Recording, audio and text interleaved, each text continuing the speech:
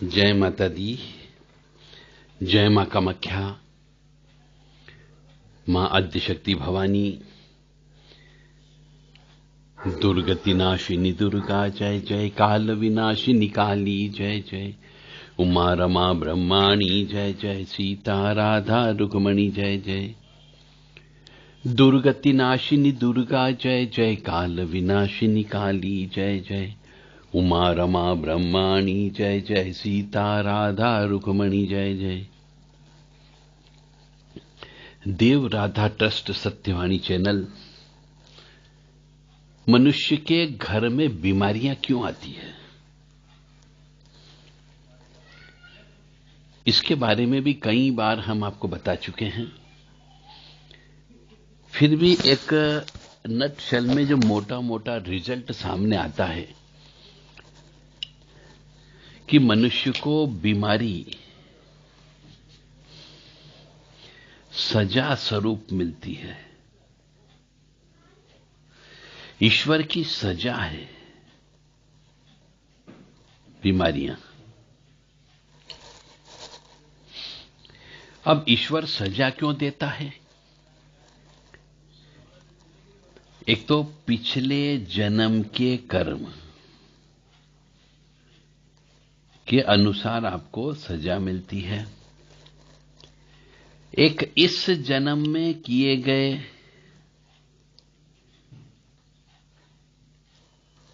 कर्म की वजह से भी सजा मिलती है,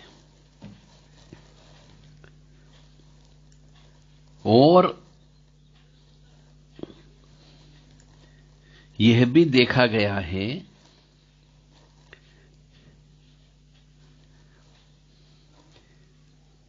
कि बीमारी आपने पुराणों, वेदों, इनके नियम धर्म का पालन नहीं किया। हमारे परंपरागत नियम है, संस्कार है, संस्कृति है, परंपरा है, परिपाटी है, कुछ नियम है, उनका पालन नहीं किया। इस वजह से भी आपको बीमारियां मिलती है।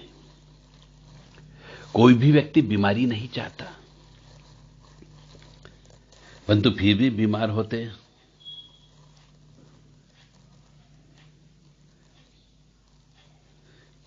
तो बीमारियों को दूर करना है तो सबसे पहले अपने कुल देवी देवता की पूजा करना चाहिए, आराधना करना चाहिए कुल देवी देवता की। अब जैसे उदाहरण के लिए लेके चलते हैं, एक पुरुष है, उसका तलाक हो गया, वो विधुर रूप में रहने लगा और हो गया, तलाक हो गया। ऐसे एक स्त्री का भी तलाक हो गया,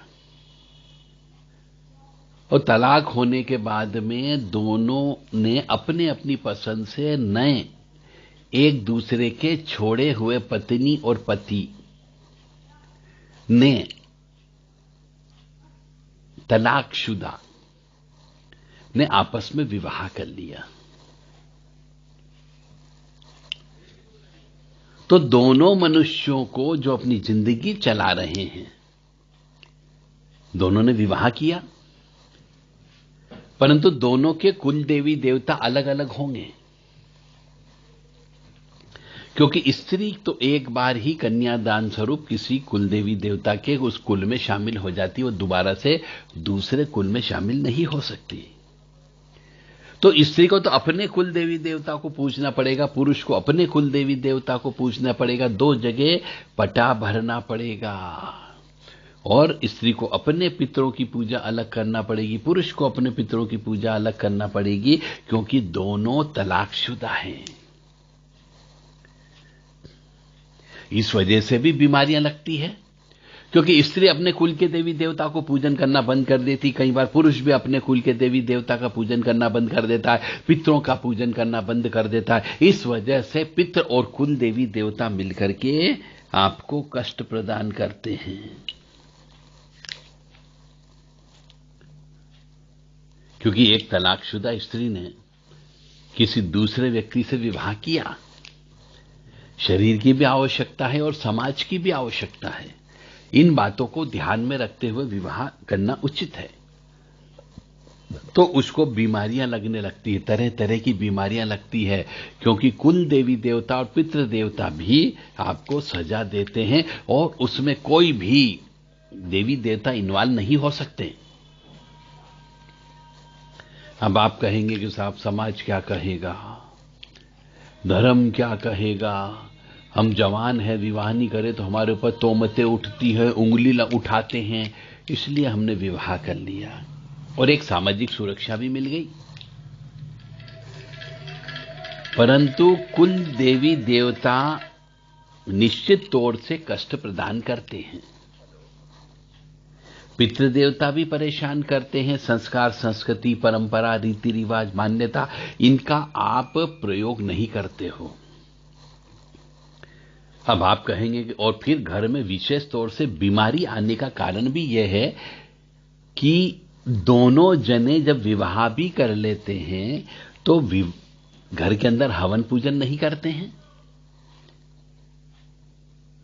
जब घर में हवन नहीं होगा, पूजन नहीं होगा, घर में शुद्धता, स्वच्छता, पवित्रता नहीं होगी, तो निश्चित तौर से आसुरी प्रवृत्ति वाली अदृश्य आत्माएं जो इस ब्रह्मांड में घूम रही है, जो आपके आसपास मृत्यु होने पर भटकती है, वही अतृप्त आत्माएं, आसुरी प्रवृत्ति वाली आत्माएं, शराब पीने वाली आत्माएं, लड़ाई झगड़ा करने वाली आत्माएं, अतृप्त आत्माएं आपके घर के अंदर प्रवेश कर जाती है और उस वजह से बीमारियां लगती है। और कई बार तो लाइलाज बीमारियां लग जाती, कैंसर हो जाता है, किडनी फेल होने वाली बीमारियां लग जाती है और मनुष्य का पैसा तो बर्बाद होता ही होता है, वह अपने परिवार के किसी सदस्य को भूल भी जाता है, छोड़ना पड़ता है क्योंकि मर जाता है। तो आप जितने भी व्यक्ति यहां पर बैठे हुए हो, मेरी इस वाणी को सुन रहे हो, आप सबसे विनम्र निवेदन है कि अपने घर में हर सप्ताह में एक दिन, और आप कहोगे साहब हमारे पास समय नहीं है, तो 15 दिन में एक दिन कर लो। हर अमावस्या को या हर पूर्णिमा के दिन आपको हवन करना है। इससे घर में सुख, शांति, समृद्धि बनी रहती है और घर में बीमारियां नहीं आती है। आपके यहां पे बीमारी आने का सबसे बड़ा कारण है कि आप हवन नहीं करते हो। अरे खुद तो 2-2 समय, 3-3 समय भोजन करते हो, किया कि नहीं किया आप लोग ही बताइए। जब आप सवेरे नाश्ता भी करते हो, यहां प्रशिक्षण लेने के लिए आए हो, तो आपने नाश्ता भी किया, सवेरे की चाय भी पी, दोपहर में लंच भी खाओगे, रात को डिनर भी करोगे, तो आप भगवान के लिए कुछ भोजन नहीं दे सकते हो। यदि आप हवन नहीं कर सकते तो भगवान तो रुष्ट होगा ही होगा। अब आप कहेंगे साहब हमने भगवान को नहीं देखा, ईश्वर को नहीं देखा, तो फिर आप प्रशिक्षण लेने क्यों आ गए? आप जिस मंदिर में, जिस आश्रम में प्रशिक्षण ले रहे हैं, यहां पर भी तो भगवान विराजमान है। तो जो ईश्वरी तत्व होता है, यहां उस ईश्वरी तत्व को हवन के माध्यम से भोजन कराया जाता है, उस सुगंधित पदार्थ के माध्यम से भोजन करा करके तृप्त किया जाता है। तो आपके घरों में जो बीमारियां लग गई, पत्नी को लग गई, स्वयं को लग गई, बच्चे को लग गई, वो बीमारी आने का कारण ही यह कि आपने अपने स्थान के देवता और घर के अंदर बैठे हुए स्थापित देवता कह लीजिए, और उस शहर में, जिस शहर में रह रहे हो, उस शहर के ग्राम देवता, आपने उनको कभी भोजन ही नहीं कराया, कभी उनके नाम से हवन नहीं कराया। आपने मकान का उद्घाटन कर लिया, परंतु हवन करवाया सिर्फ उद्घाटन के समय पे, फिर 8 साल हो गए आपने पूजा पाठ नहीं करी, 5 साल हो गए, 3 साल हो गए, किसी को 2 साल हो गए कि साहब घर काला हो जाएगा, पंडित जी दक्षिणा ज्यादा मांगते हैं। तो यदि आप अपने घर के अंदर व्यवसाय स्थल पे या फैक्ट्री में हवन पूजन नहीं कराओगे तब तक आपको सुख की प्राप्ति नहीं होगी।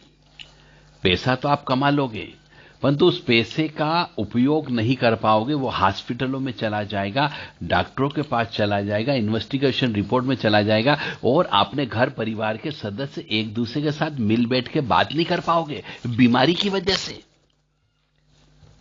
कभी उल्टी की हो रही तो कभी जी मचला रहा, कभी शरीर में अलग अलग जगह दर्द रहता है, तरह तरह की आप गोलियां खाने लगे हो, जबकि वो सब ऊपरी बाधा की वजह से होता है। तो आपको जो बीमारियां मिलती है यह ईश्वर की सजा है, और पिछले जन्म में जो पाप कर्म किए उसको भी तो आपको प्रायश्चित स्वरूप हवन करें, ताकि आपको इस जन्म में कष्ट नहीं भोगना पड़े। अन्यथा बीमारियों के रूप में भगवान आपको कष्ट अवश्य देगा। आपने वेदों और पुराणों में बताए गए जो नियम कानून है उनका पालन करना छोड़ दिया। साल में एक बार कुल देवी देवता के यहां आप में से बताइए कितने जने गए थे आप कईयों को तो आपको यह नहीं मालूम है जो मेरे सामने बैठे हुए हैं कि किन आपके कुल देवी देवता कौन है, किस जगह बैठे हुए हैं। तो जब तक आप कुल देवी देवता की पूजा नहीं करोगे आप सुखी कैसे रह सकते हो। इसलिए भी बीमारियां आती है। आप कहोगे साहब हमने तो ढूंढने का प्रयास ही नहीं किया, या किया तो हमें कोई पता ही नहीं चला, बड़े बुजुर्ग सब मर गए। अरे जिस गांव के आप रहने वाले हो, अपने पिताजी से दादाजी के मुख से कुछ तो सुना होगा कि हम इस गांव के इस शहर के रहने वाले हैं, वहां के आसपास जो भी बड़े बुजुर्ग हो उनसे जाके पूछो, तो आपको कुल देवी देवता के बारे में अवश्य पता लगेगा।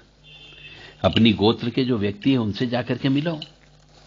तो बीमारी क्यों आती है, इसका एक कारण जो मैंने आपको बता दिया है कि बीमार होने के पीछे कारण होता है अदृश्य शक्तियां, और ईश्वरी की पूजा नहीं करना, शुद्धता स्वच्छता पवित्रता मेंटेन नहीं करना, और बीमारी आने का कारण होता है घर के अंदर जितनी भी माताएं बहनें बहुएं होती है, मासिक धर्म से होती है, अशुद्ध अवस्था में होती है, अस्वच्छ अवस्था में होती है, रजस्वला से होती है, उस समय पे उन माता बहनों से घर में भोजन प्रसादी नहीं बनवाना चाहिए, उनसे दूर रहना चाहिए, क्योंकि उस समय पे उनके शरीर से नकारात्मक ऊर्जा निकलती है। उसी की वजह से आज के जमाने में कलयुग में सबसे ज्यादा बीमारियां लग रही हैं।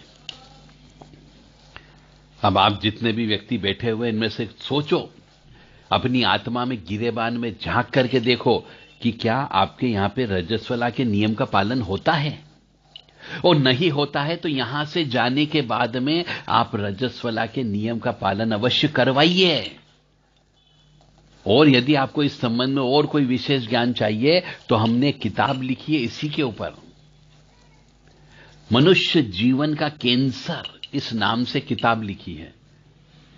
इस किताब में रजस्वला के क्या नियम कानून हमारे वेदों में बताए गए हैं, पुराणों में बताए गए हैं, हिंदू धर्म में क्या बताए गए हैं, मुस्लिम धर्म में क्या बताए गए हैं, जैन धर्म में क्या बताए गए हैं, बौद्ध धर्म में क्या बताए गए हैं, उन सब का रिफरेंस हमने इस किताब में लिखा है। तो आप चाहो तो ये किताब जाते समय हमसे लेकर के जाइएगा और अपने परिवार वालों को पढ़ाइए।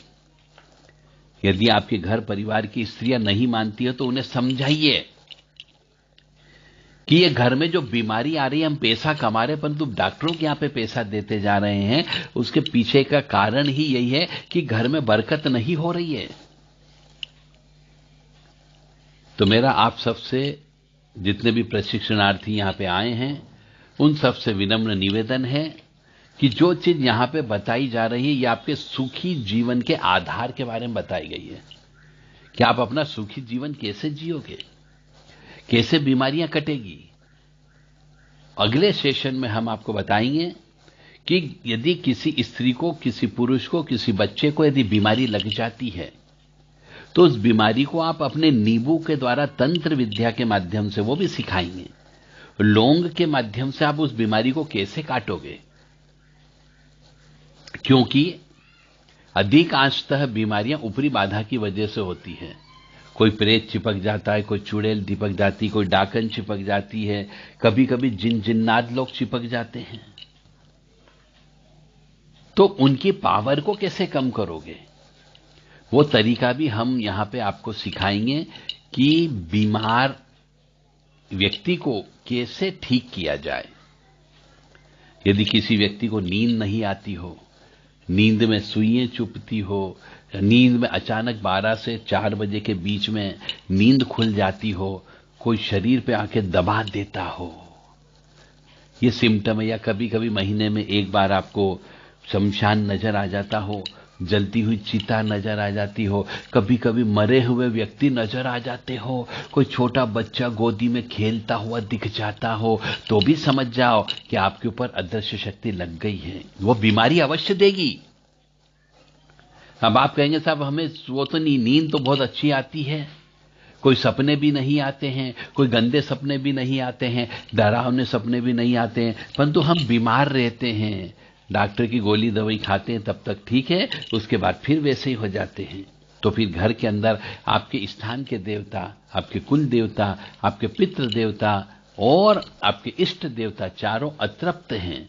आपको उन्हें तृप्त करिए। घी, शक्कर, शहद, मिठाई, खीर, इनसे हवन करिए। नवरात्रि में जैसे 9 देवियां होती हैं, उन 9 देवियों की 9 जड़ी बूटियां हैं, उस जड़ी बूटी का लेकर के आइए बाजार से और उस जड़ी बूटियों से हवन करिए, तो आपके कुल देवी देवता प्रसन्न हो जाएंगे। 10 महाविद्या की भी 10 देवियां हैं और उन 10 देवियों की भी 10 जड़ी बूटियां हैं।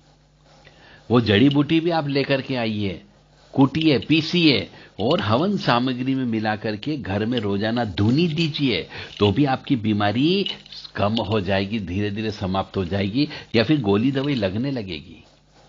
आपने सबसे बड़ी गलती तो एक कर रखी है कि घर के अंदर न तो आप धुनी देते हो, न घर में गूगल जलाते हो और न ही घर में हवन पूजन करते हो। महीने में एक बार तो हवन करना अत्यंत आवश्यक है। और हवन करने के लिए बहुत सिंपल सा तरीका है। लकड़ी लेकर के आ जाइए, घी लेकर के आ जाइए, हवन सामग्री लेकर के आ जाइए, 9 जड़ी बूटियां 9 ग्रह की लेकर के आ जाइए और 9 देवियों की 9 जड़ी बूटी लेकर के आ जाइए। 10 महाविद्या की 10 देवियां, उनकी जड़ी बूटी लेकर के आकर के हवन सामग्री में मिला लीजिए। काले तिल, जो शक्कर के साथ में मिलाकर के, ये जो मैं 32 नाम बताता हूं, 32-33 नाम, उन नामों से भी हवन करना चालू कर दोगे तो भी आपको सुख मिलने लगेगा। धीरे धीरे आपकी बीमारियां आपके घर से टाटा बाय बाय कर लेगी। अब वो 32 नाम जो है मैं आपको बोल रहा हूं, आपको हमने जो किताब दी है उस किताब में लिखा हुआ है, पहले भी कई बार बता चुका हूं, फिर भी पुनः आपको बता देता हूं। ओम श्रीमन महागणाधिपते नमः। हर एक के आगे आपको स्वाहा स्वाहा बोलते रहना है, 5-5 बार आहुति अवश्य दीजिए। कोई मंत्र नहीं है, सिर्फ देवी देवताओं के नाम है। ये नाम आपको गुरु से लेने की आवश्यकता भी नहीं है, क्योंकि नाम है, भगवान का नाम लेने के लिए गुरु की जरूरत नहीं होती है। आप चाहें तो रिकॉर्ड कर लीजिए, अपने अपने मोबाइल चालू कर लीजिए, रिकॉर्डिंग वाला जो सॉफ्टवेयर आपके पास होगा उसमें रिकॉर्ड कर लीजिएगा, ताकि आपको याद करने में आसानी हो, सुनने में आसानी हो और हवन करने में आसानी हो। ओम श्रीमन महागणाधिपते नमः, ओम उमा महेश्वराभ्यो नमः, ओम शची पुरंदराभ्यो नमः, ओम वाणी हिरण्यगर्भाभ्यो नमः, ओम लक्ष्मी नारायणाभ्यो नमः, ओम कुल देवताभ्यो नमः, ओम इष्ट देवताभ्यो नमः, ओम ग्राम देवताभ्यो नमः, ओम स्थान देवताभ्यो नमः, ओम स्थापित देवताभ्यो नमः, ओम सर्वेभ्यो देवेभ्यो नमः, ओम सर्वेभ्यो तीर्थेभ्यो नमः, ओम सर्वेभ्यो ब्राह्मणेभ्यो नमः, ओम सर्वेभ्यो ऋषिभ्यो नमः, ओम सर्वेभ्यो सिद्धाय नमः, ओम नवग्रह देवताभ्यो नमः, ओम वास्तु देवताभ्यो नमः, ओम गुरुभ्यो नमः, ओम मातपितृजन कमलेभ्यो नमः, ओम सर्वेभ्यो पितृभ्यो नमः, ओम चतुष्षष्टि योगिनी देवेभ्यो नमः, ओम षोडश मातृका देवेभ्यो नमः, ओम सप्तघत मातृका देवेभ्यो नमः, ओम सप्त सागरेभ्यो नमः, ओम सप्त ऋषिभ्यो नमः, ओम सप्त नदीभ्यो नमः, ओम छम क्षेत्रपालाय नमः, ओम बम भैरवाय नमः, क्रीम कालिकाय नमः, हम हनुमते नमः और ओम क्लीम कृष्णाय नमः, ओम नमो भगवते वासुदेवाय, ओम नमो नारायणाय, ओम ह्रीम दुम दुर्गाय नमः। ओम ह्रीम घणी सूर्य आदित्य श्रीम ओम। इस प्रकार से आपको यह नाम आपको लेना है। 35-36 नाम हो जाते हैं। इनमें पूरे ब्रह्मांड के सभी देवी देवता सभी शामिल हो गए हैं। कोई भी नाराज नहीं रहेगा, चाहे वो आपके स्थान के देवता हो, स्थापित देवता हो, नवग्रह देवता हो, सभी का नाम इसके अंतर्गत आ गया है। उन पंच देवों का भी नाम आ गया जो घर में आप पूजा करते हो। तो इनके नाम से आपको 11-11 या 5-5 आहुति आपको देना है, जिससे आपके घर में सुख समृद्धि शांति आएगी, बीमारी बिल्कुल भी नहीं आएगी, और आ गई है तो धीरे धीरे चली जाएगी, क्योंकि जड़ी बूटियों में बहुत बड़ी ताकत होती है।